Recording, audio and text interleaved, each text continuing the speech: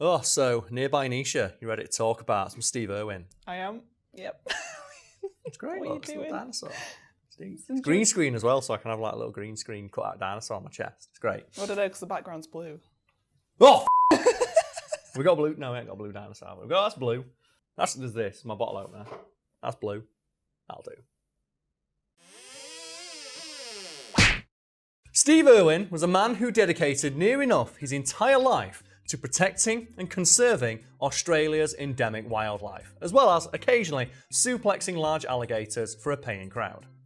And do you know what the name of the place where he does that is? No. The Crocoseum. Really? Yeah. It's a purpose-built enclosure specifically designed to show off everything a crocodile can do. Wow. And I want to say I went on like one of those YouTube rabbit holes of watching just clips from like Meet the Irwins, I think it is, where his son is explaining, oh yeah, all the different parts of the Crocoseum are designed to showcase different aspects of the crocodile. Dad had a vision to bring wildlife to thousands of people every day in the ultimate showcase of education. And this is it right here. It's like we've got some shallows here for them to like, stealth their way through. We've got some bits here so you can see them lunge onto the land.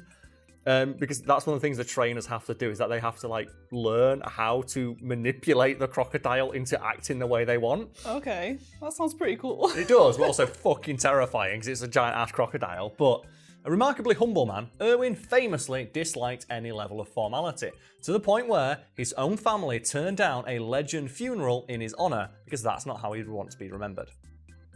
So he didn't have like a huge like send-off or anything like that? No, but one was planned. We can get to that in a moment. But before that, we need to talk about like the fact that Steve Irwin was just such a like intensely weird man, but in that way that you kind of have to respect. And he was just hyper-focused on protecting Australia's wildlife, and that's pretty much the only thing he cared about, to the point where Joey's trademark outfit of just the khaki shorts and shirt, that's all he ever wore. Yeah.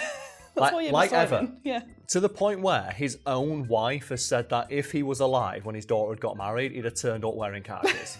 It's like he would have turned up wearing that outfit because he'd probably been at work for like, an hour afterwards. So he wore that even when he wasn't like being filmed. It was just everything. Yeah, well, it was comfortable. I suppose, yeah. And he's always on the clock because there's always animals out there that need protecting.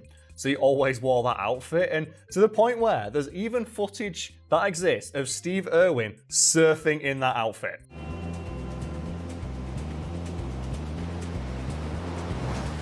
Seriously. He's surfing, No. and it being Steve Irwin, he of course, while surfing, happens to spot a deadly snake in the ocean, which he then dives in to grab and then puts on his head.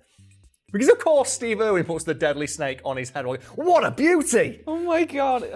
And this beautiful big girl comes up as if to say, "G'day, Steve-o, have a look at me."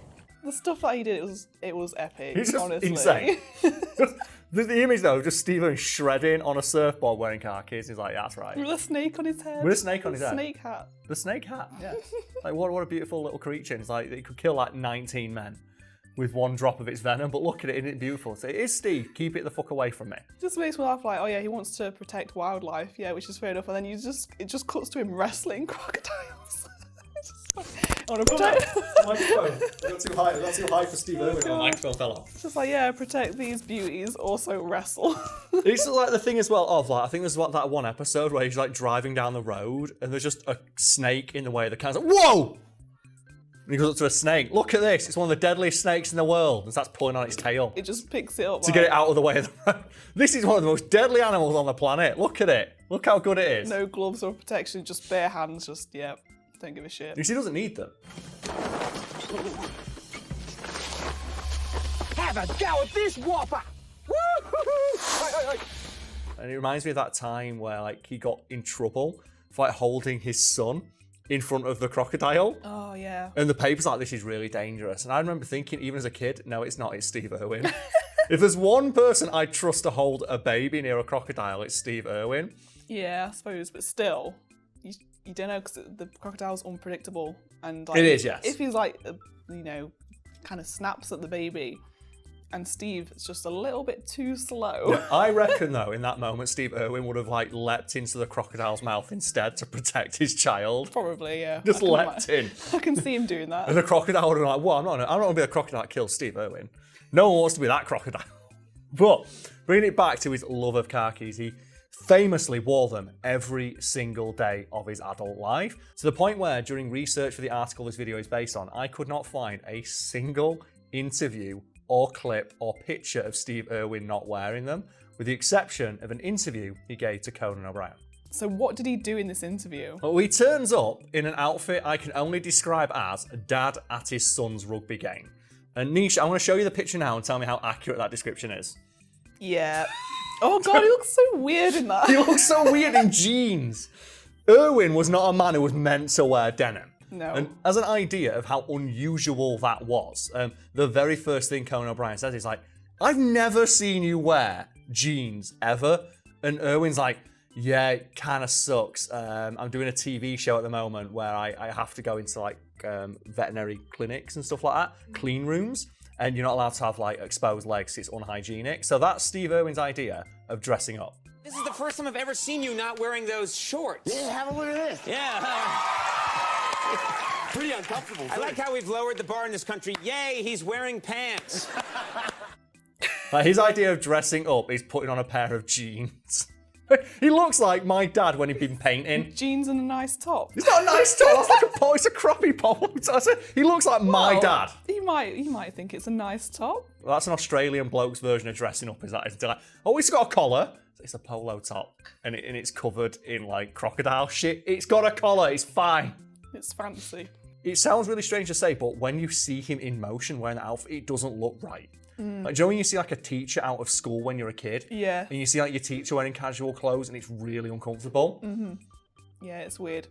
I keep imagining like Steve Irwin, like a cartoon character. You know, like The Simpsons, like they just wear the same clothes all the time. He is a cartoon character. Like, the thing is though, like, it kind of was for Irwin because it became part of the family's brand. Like, Australia Zoo, that's the standard uniform for their keepers, and his family continued to wear that outfit, like, partially in his honour. And there's a story about when Bindi Irwin, I think it was going to be on, like, Dancing in the Stars, they had to bring in a professional stylist to help them revamp their look because... and I believe a quote about this is that it was stuck in the 90s because they all just wore the same khakis that Steve did in his honour, but they didn't know how to wear anything but tan. So that's to revamp the style, but they absolutely refused to not wear the khakis, so they had to just like get more tailored ones. So they still wear them, but now they're more tailored and fitted to better suit the times. That's amazing. Just the same outfit, just fits a little bit better. Yeah, I love it's that. the exact same outfit, just a little bit more tailored, and obviously they've got like better hair and stuff now because like Steve didn't really give a fuck about any of that sort of thing, so neither did his children and his wife, and stuff like that's kind of understandable when you realise that that is the standard uniform of Australia Zoo to this day. They sell that outfit in their store. People the day after Irwin died were encouraged to wear that outfit in his honour, and also if you turn up to Australia Zoo wearing it, you get a discount. Oh, nice. So if you turn up wearing that outfit, you get a discount on entry. Oh, can you imagine like everyone, like all the customers turning up just all dressed the same? It'll be like when you play like Roller Coaster Tycoon or Zoo Tycoon where everyone just looks the same. Everyone just wearing like red t-shirt, blue pants, all moving in. Yeah. And all that's because Steve Irwin didn't give a fuck how he looked. He just found the most utilitarian, useful outfit he could for his job and wore that every single day. And it also kind of blends in a little bit because it's like a tan colour. It's like if you're in the wildlife, you're not a prime target, I guess. It's probably more harder to spot. Probably, unless you like count the camera crew behind him. I So he did suppose, travel everywhere with the I camera suppose, crew, yeah. didn't he? Unless they all wore tan as well. I think, well, as I said, all of his staff still wear that outfit in his honour, and everyone there is still really tore up about the fact he's no longer with them. And it makes sense because, like, in researching this, when I was looking at interviews with him and just TV shows he on, like, his enthusiasm for animals is just so infectious. Yeah. Yeah, he was great. I loved watching some of his stuff. It's kind of like maybe more of a tame version, like David Attenborough, when he does like Planet Earth and stuff. But obviously he doesn't get in there and start wrestling penguins and stuff like that. Thing is, though, back in the day, Attenborough did. Or did Like, he? it's just he's so old now. But like, Yeah. if you go back to those early Attenborough documentaries, like usually he'd just sit there next to the animal Yeah, and he'd talk about the animal. Yeah, I do recall that, but he doesn't start wrestling it. Look at this beauty. Just like, Can you imagine that? Because his voice is so calming. Like that juxtaposition of him just like with his like writhing massive penguin, like, look at this. It's just so chill. So as you can see, this penguin is completely flipping its shit. Just starts spinning the penguin like a man. But bringing it back to Steve Irwin, I don't think anything sums up how little he gave a fuck about anything but the conservation and protection of Australia's endemic wildlife, more than his own death. Because when Irwin died, that was worldwide news. Yeah. Like, I'm not sure about you, but I remember being told that Steve Irwin had died. Because it's like one of those things like, Steve, like, he died. It's like, wait, what? Steve Irwin's dead? Yeah. And there was a huge outpouring of grief, especially in Australia, where, as mentioned, people were encouraged to wear khaki in his honour and, like, you know, donate to animal conservation charities and things like that. And his death was seen as such like a national tragedy that the Prime Minister of Australia reached out personally to Steve Irwin's family and offered them a state funeral. All right. So something normally reserved for dignitaries and people of great national importance, which apparently included Irwin. And his dad, upon getting that offer, said no thanks. I don't think Steve would have wanted that. He'd have preferred to be remembered as an ordinary bloke and turn the legend funeral down. An ordinary bloke. Yeah. Like, turned down a state funeral. It's like, no, Steve wouldn't have wanted that. He wouldn't have wanted anyone to make a fuss. Oh. So he was buried in a small private ceremony in Australia Zoo.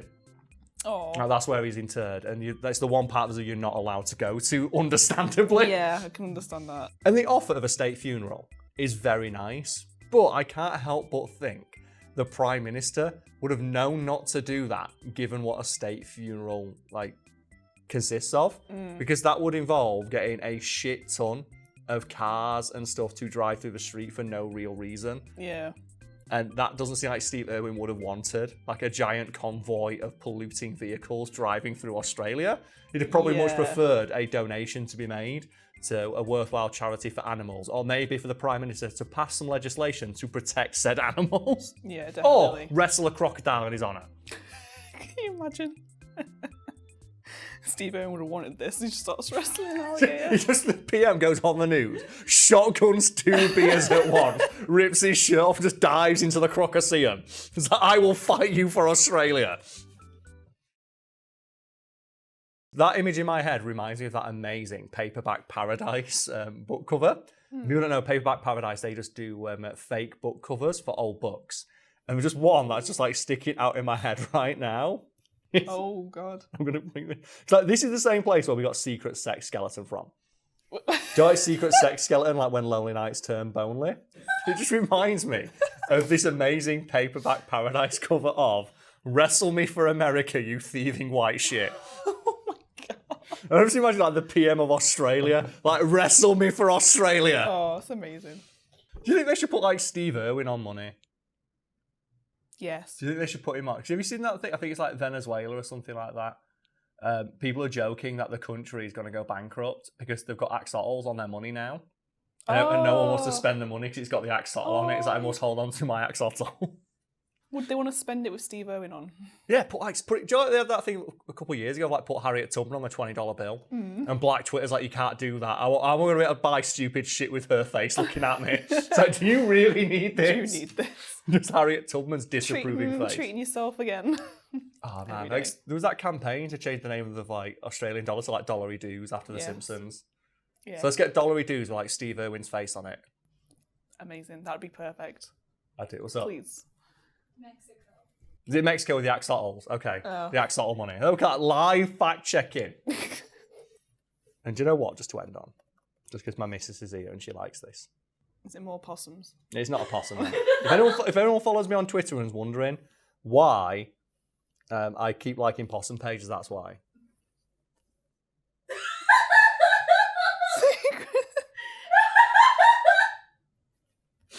When the early nights turn bonely. By Porridge Firm. Why does he look so sneaky? Secret sex skeleton. It's a secret.